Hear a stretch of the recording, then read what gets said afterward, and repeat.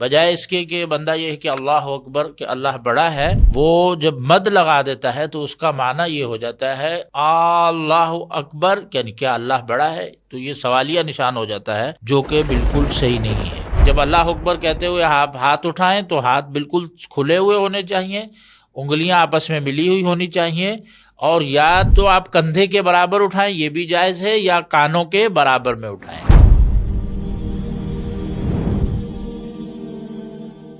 الحمدللہ رب العالمین والصلاة والسلام علی سید الانبیاء والمرسلین وعلی آلہ وصحبہ اجمعین، اما بعد۔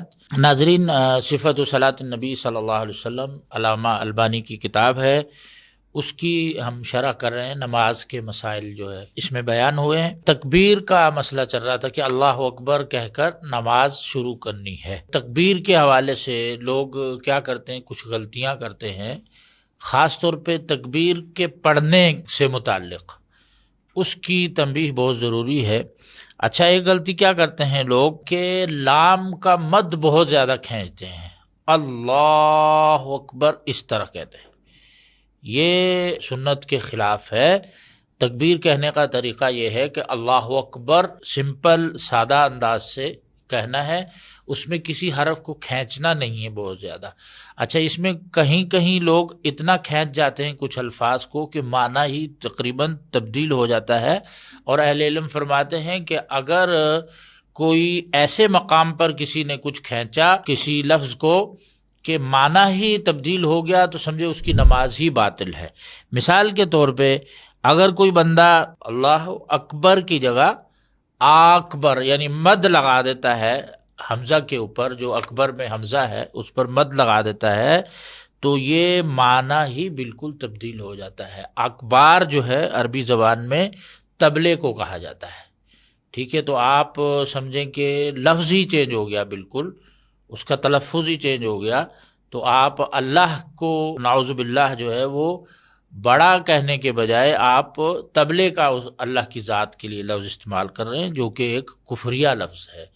تو لہٰذا الفاظ کی ادائیگی اور تلفظ کا صحیح پڑھنا یہ بہت زیادہ ضروری ہے۔ اکبار بھی نہیں کہنا، اکبر۔ اچھا، یہ بھی کرتے ہیں اللہ، اگر کہہ دیا یہاں بھی اللہ کے حمزہ پر ہم نے مد لگا دی تو اس میں بھی معنی چینج ہو جاتا ہے اور نماز باطل ہو جاتی ہے۔ اللہ کا مطلب ہوتا ہے کیا اللہ بڑا ہے، یعنی سوال، بجائے اس کے کہ بندہ یہ ہے کہ اللہ اکبر کہ اللہ بڑا ہے، وہ جب مد لگا دیتا ہے تو اس کا معنی یہ ہو جاتا ہے اللہ اکبر یعنی کیا اللہ بڑا ہے، تو یہ سوالیہ نشان ہو جاتا ہے جو کہ بالکل صحیح نہیں ہے۔ تو لہٰذا تکبیر کے تلفظ میں احتیاط کرنی چاہیے، مد زیادہ کہیں نہیں کرنا، نہ حمزہ کے اوپر اور نہ اللہ لفظ جلالہ کے اوپر، سمپل سادہ انداز میں اللہ اکبر کہہ کے جو ہے نماز کا آغاز کرنا چاہیے۔ اب تکبیر تحریمہ، اس کو بلند آواز سے صرف امام پڑھے گا، امام پڑھے گا اللہ اکبر، باقی جو مقتدی ہیں وہ دل میں تکبیر کہیں گے، آواز بلند کر کے نہیں پڑھیں گے۔ اچھا، ایک اور مسئلہ شیخ نے یہاں بیان کیا ہے کہ وَيَجُوزُ تبلیغ المؤذن تکبیر الامام الی الناس، کہ جائز ہے کہ ایک مؤذن جو پیچھے کھڑا ہوا ہے امام کے، اگر لوگوں تک آواز نہیں پہنچ رہی تو وہ امام کے پیچھے بلند آواز سے تکبیر کہہ سکتا ہے تاکہ لوگوں تک آواز پہنچ جائے۔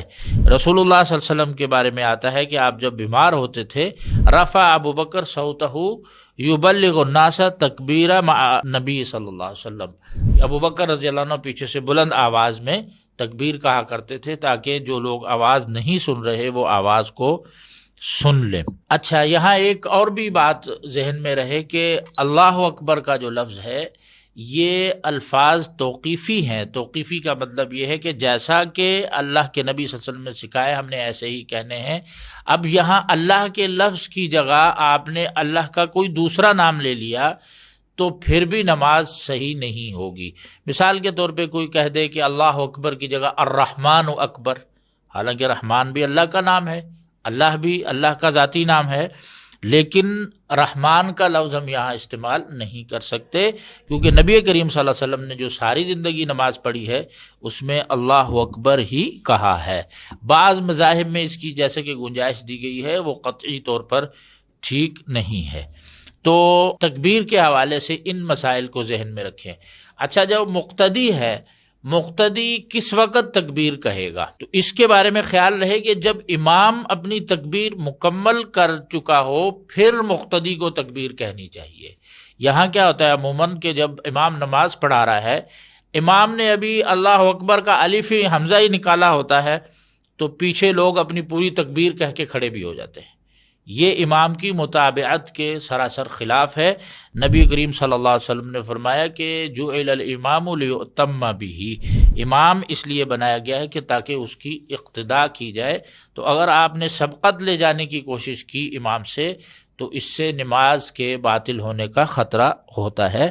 تو لہٰذا امام جب اپنی تکبیر پوری کہہ چکے، جب اپنی تکبیر کہہ کے ختم کرے، اس کے بعد جو ہے مقتدی کو تکبیر کہنی چاہیے۔ تکبیر کے بعد جو ہے شیخ نے جو یہاں مسئلہ ذکر کیا ہے وہ ہے رفع الیدین و کیفیتہ۔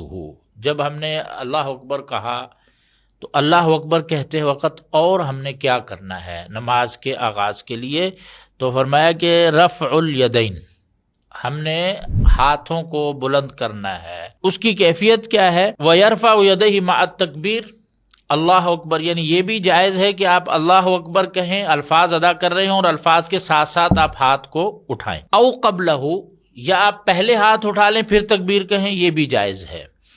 او بعدہ، یا آپ پہلے تکبیر کہہ کے بعد میں ہاتھ اٹھائیں، یہ بھی جائز ہے۔ یعنی کہ یہ جو ہاتھ اٹھائے جاتے ہیں تکبیر تحریمہ کے وقت، یہ آپ تکبیر کے ساتھ بھی اٹھا سکتے ہیں، تکبیر سے پہلے بھی اٹھا سکتے ہیں اور تکبیر کے بعد بھی اٹھا سکتے ہیں۔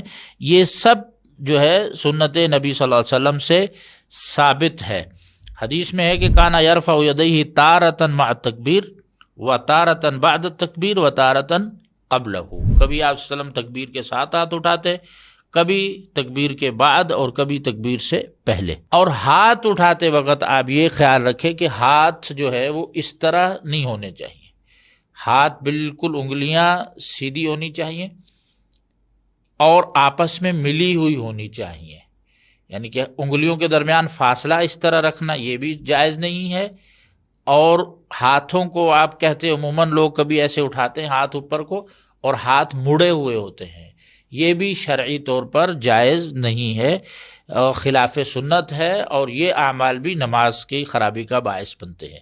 تو ہاتھ بالکل سیدھے ہونے چاہیے اور تمام کی تمام انگلیاں جو ہیں ملی ہوئی ہونی چاہیے آپس میں، اور آپ نے پھر تکبیر کہتے ہوئے ہاتھ اٹھانے ہیں۔ اور کہاں تک اٹھانے ہیں؟ دو طریقے ہیں، دو سنت سے جو طریقے ثابت ہیں وہ دو طریقے ہیں۔ ایک طریقہ تو یہ ہے کہ آپ کندھوں کے برابر اٹھائیں، یہ بھی جائز ہے، جو آپ کے شولڈر ہیں ان کے برابر ہاتھ اٹھائیں، یا پھر آپ کانوں کے برابر اٹھائیں۔ یعنی کہ یہ دو طریقے ہاتھ اٹھانے کے۔ جب اللہ اکبر کہتے ہوئے آپ ہاتھ اٹھائیں تو ہاتھ بالکل کھلے ہوئے ہونے چاہیے، انگلیاں آپس میں ملی ہوئی ہونی چاہیے، اور یا تو آپ کندھے کے برابر اٹھائیں، یہ بھی جائز ہے، یا کانوں کے برابر میں اٹھائیں۔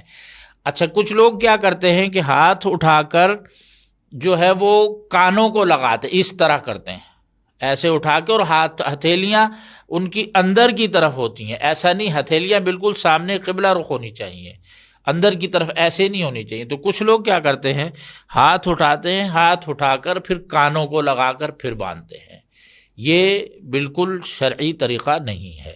آپ نے کانوں کے برابر لے کر آنے ہیں ہاتھ، کانوں کو چھونا نہیں ہے، یا کندھوں کے برابر ہاتھ لے کر آنے ہیں، دونوں طریقے ٹھیک ہیں۔ حدیث میں ہے نبی صلی اللہ علیہ وسلم نے فرمایا کانا یجعلہما حذو منکبیہ، آپ صلی اللہ علیہ وسلم اپنے دونوں ہاتھوں کو کندھوں کے برابر رکھتے تھے۔ وربما کانا یرفعہما حتی یحاذی بہما فروع اذنیہ، کبھی کبھار آپ صلی اللہ علیہ وسلم ان ہاتھوں کو اور بلند کرتے تھے کہ حتیٰ کہ آپ کانوں کی لوک جو ہے اس کے قریب تک لے آتے تھے، لیکن کانوں کو چھوتے نہیں تھے۔